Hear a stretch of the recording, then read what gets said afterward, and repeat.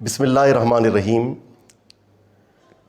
زندگی کے جتنے بھی مسلمہ پیشے ہیں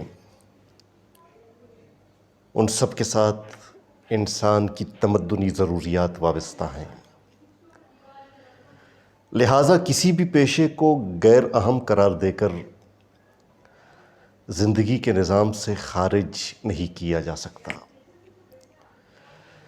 کسی بھی پیشے کی اہمیت اور قدر و قیمت کو سمجھنا ہو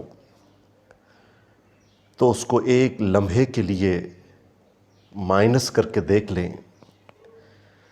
اس کی اہمیت اور قدر و قیمت آپ پر واضح ہو جائے گی۔ حقیقت یہ ہے کہ پیشے کے لحاظ سے اصل اہمیت کمال کی ہوتی ہے۔ یہی وجہ ہے کہ اپنے پیشے پر مہارت رکھنے والے باکمال لوگوں کو ہمیشہ قدر و منزلت کی نگاہ سے دیکھا جاتا ہے۔ اللہ تعالیٰ نے انسان کو مختلف اذواق اور رجحانات کے ساتھ پیدا فرمایا ہے، اور انہی اذواق اور رجحانات کے لحاظ سے مختلف پیشے وجود میں آ گئے ہیں۔ ہمارے یہاں مگر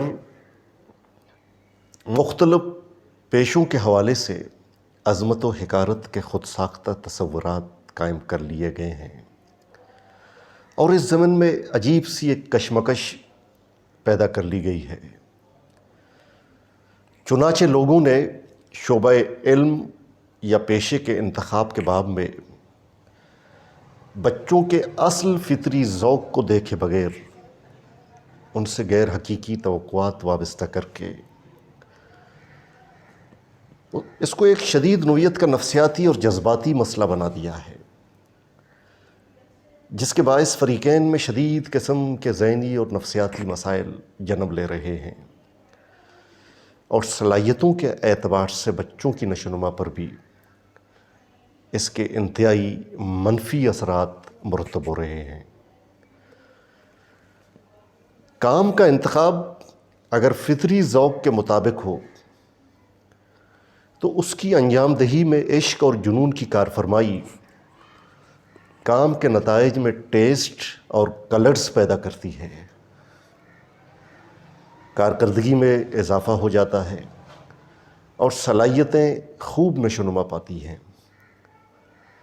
اس کے برعکس فطری ذوق کے خلاف مجبوراً کوئی دوسرا کام یا پیشہ اختیار کرنے کا نتیجہ ہمیشہ نااہلی، بدترین کارکردگی، عدم دلچسپی اور کام چوری کی صورت میں سامنے آتا ہے۔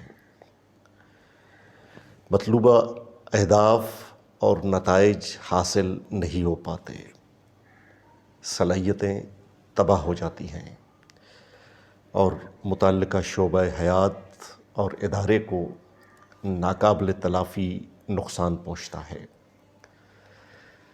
اس لیے یہ بات ناگزیر ہے کہ والدین اور اساتذہ بچے پر اپنا ذوق یا رجحان مسلط کرنے کے بجائے اس پر اس کے اصل ذوق کو منکشف ہونے میں اس کی مدد کریں، اور اسی کے مطابق اس کی شخصیت اور صلاحیتوں کو نشوونما دینے کے اسباب اور مواقع فراہم کریں، جس کے لیے فی الواقع خداوند عالم نے اس کو پیدا فرمایا ہے۔